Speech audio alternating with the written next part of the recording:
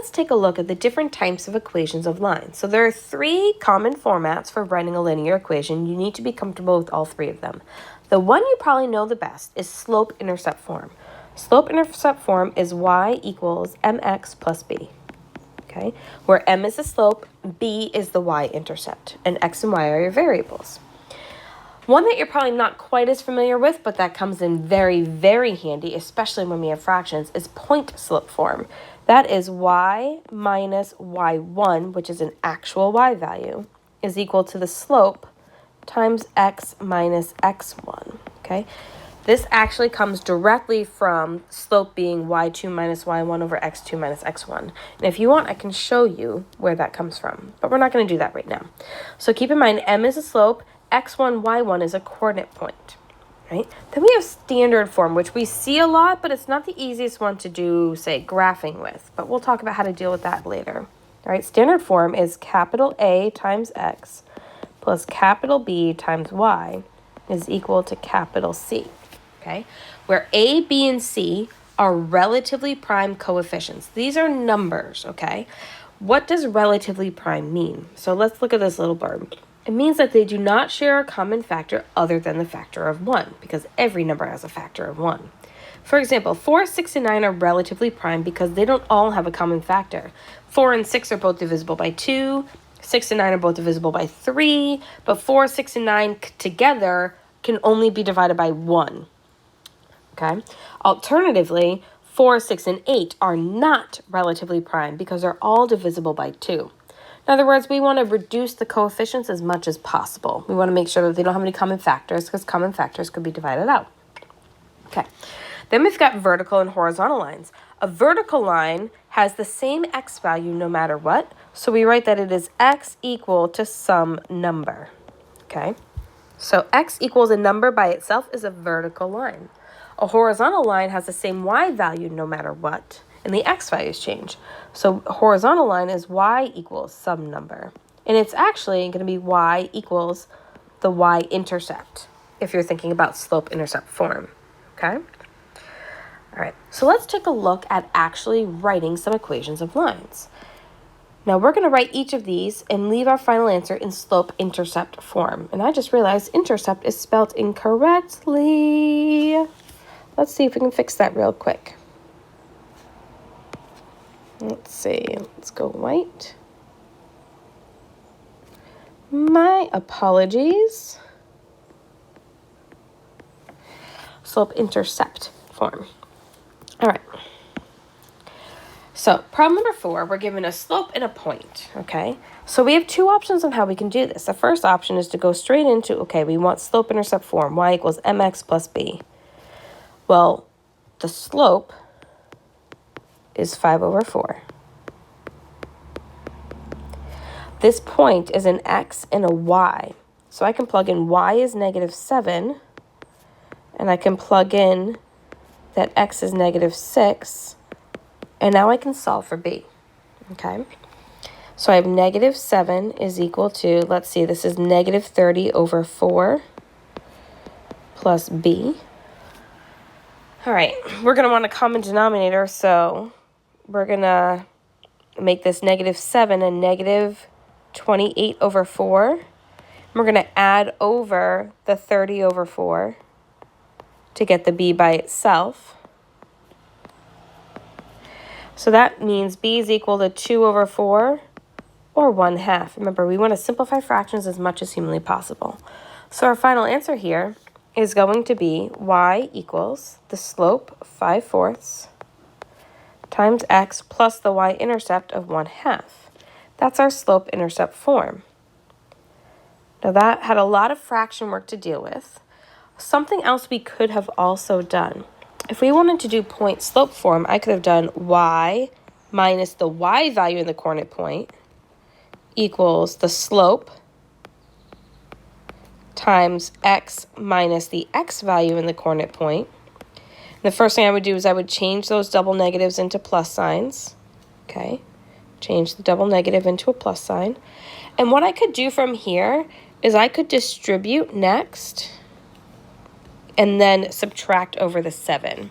So that would give me y plus 7 is equal to 5 over 4x plus 30 over 4, which reduces down to 15 over 2. And then I could just subtract the 7 over. I could get rid of this 7 and do minus 7. And I would eventually get to this same answer right here. Okay? So that's an alternative if you don't like plugging in the x and y. Point slope form is a great form to use. Okay?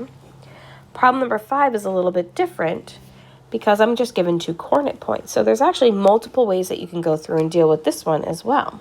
But the first thing I need to know is I need to know my slope. So I need change in y, 3 minus negative 1 over change in x, 3 minus negative 3. So that gives me 4 over 6, or 2/3. Okay? And now if I go straight into y equals mx plus b, m is 2/3. And now it doesn't matter which coordinate point I use. I could use the first point or the second point. I'm going to move forward with the second point just because, 1, they're both positive numbers, and 2, they're actually the same number. So it's a little bit easier to do. So y is 3, x is 3, 2/3 times 3 is just 2. Subtract over the 2, you get b equals 1. So we're going to get a final answer of y equals 2/3 x plus 1. Again, I could have used the other coordinate point and plugged in y was negative 1 and x was negative 3. I would have gotten the same b value, same final answer. I could have also done the point slope form, and I could have done y minus the y value equals the slope times x minus the x value. I could have then distributed to get y minus 3 equals 2/3 x minus 2, and then add the 3 over to get 2/3 x plus 1. So it doesn't really matter if you start with point slope or slope intercept. You can always get to slope intercept form because you can isolate the y and get it by itself. Okay, one final example of this. This one is telling me to write it in point slope form using the information below, then translate it into standard form. Okay, we haven't talked standard form yet, but it's specifically telling me to start with point slope form. Okay, so here we go. I need to know my slope first. So I'm going to find my slope using y2 minus y1. So I'm going to do negative 2 minus 6 over, and then x2 minus x1, 1 minus negative 4. So that's going to give me negative 8 over 5.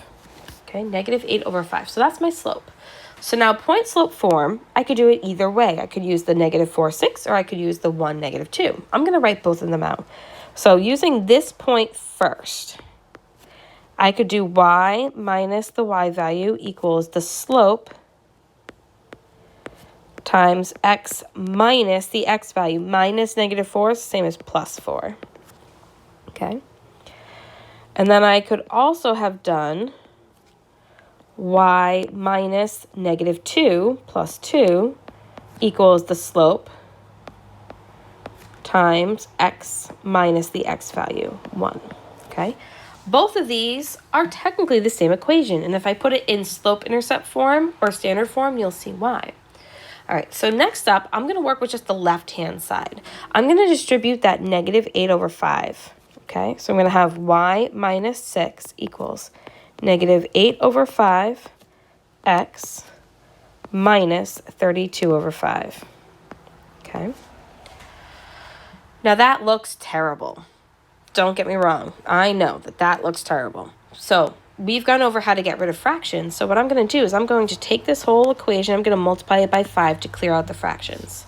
And that's going to give me 5y minus 30 from multiplying out the 5. Negative 8 over 5 times 5 is negative 8. And then negative 32 over 5 times 5 is minus 32. And now standard form says I want the x and y on one side, and I want the constant isolated on the other side. So I'm going to add over the 8x. And I'm going to add over the 30. And this gives me my standard form. Okay, so the steps I was taking there, maybe I should write them down. I was adding the 30, and I was adding the 8x. Okay, now I'm just going to show you that the second equation is in fact the same thing. All right, I'm again going to distribute the negative 8/5. So that gives me negative 8 over 5x plus 8 over 5. I'm going to again clear out the fractions by multiplying everything by 5, which now gives me 5y plus 10 equals negative 8x plus 8. And then I'm going to add over the 8x. I think you can see where I'm going with this, hopefully. Minus 10 minus 10. And we end up with 8x plus 5y is equal to negative 2. So again, doesn't matter which point slope you start with, they are going to give you the same thing. All right. Note that 8, 5, and 2, they're all relatively prime because the only factor they have in common is a 1. So there's nothing to divide out to simplify here. So this is standard form. And that's writing equations of lines.